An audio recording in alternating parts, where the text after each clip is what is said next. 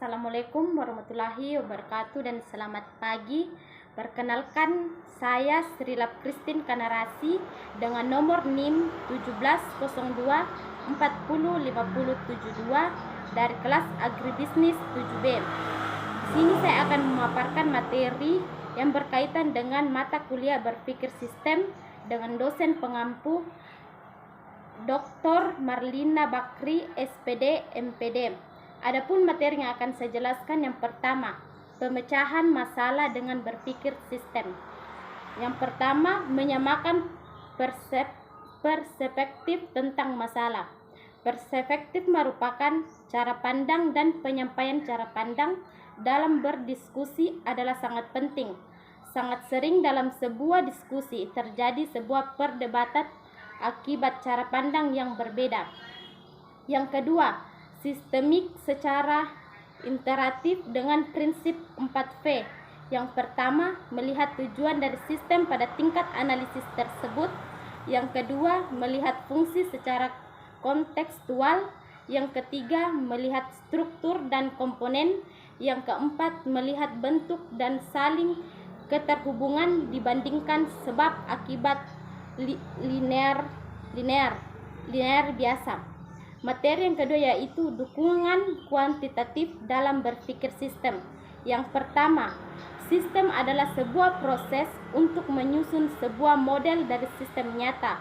Permodelan harus mengikuti metodologi dan kaidah-kaidah tertentu, karena hasil model akan menjadi basis pengambilan keputusan pada dunia nyata. Yang kedua, pendekatan optimasi merupakan pendekatan klasik dalam dukungan kuantitatif berpikir sistem. Yang ketiga, simulasi didefinisikan merupakan serangkaian kejadian yang dirangkai sedemikian rupa berbasis pada rangkaian kejadian yang terjadi di dunia nyata. Pembahasan yang ketiga yaitu bahasa sistem.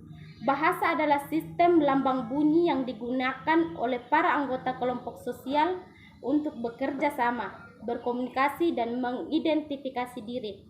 Yang kedua, fungsi utama dari bahasa adalah sebagai alat komunikasi dan interaksi antara manusia.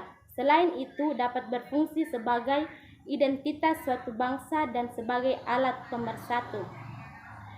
Materi yang keempat yaitu sistem archetypes. Yang archetypes adalah pola pekam atau pola. Archetypes sistem menggambarkan pola dasar atau pola umum perilaku dalam suatu organisasi, berfungsi sebagai alat diagnosa dan memberikan wawasan tentang struktur dasar dari mana perilaku dari waktu ke waktu dan kejadian tersembunyi muncul.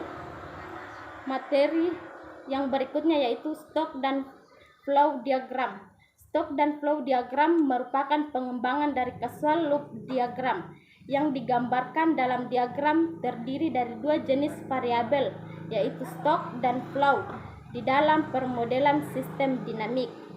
Stok dan flow digunakan dalam mempresentasikan aktivitas pada suatu lingkaran balik. Permodelan dapat diartikan sebagai suatu perwakilan dari sebuah objek atau situasi aktual atau merupakan tiruan dari model dunia nyata yang dibuat virtual karena merupakan tiruan. Selanjutnya yaitu dinamika sistem dalam berpikir sistem. Dinamika sistem adalah sekumpulan variabel yang pada sistem kompleks menyebabkan terjadinya hubungan sebab akibat dalam putaran umpan balik di mana semua variabel saling berinteraksi. Yang kedua, dinamika sistem bertujuan membantu seseorang memahami struktur sistem yang kompleks sehingga dapat memperkirakan kapan harus melakukan intervensi dan dapat memastikan perilaku struktur sistem agar cocok dengan tujuan akhir. Terima kasih. Sekian materi dari saya, kurang dan lebihnya mohon dimaafkan. Saya akhiri dengan ucapan selamat pagi.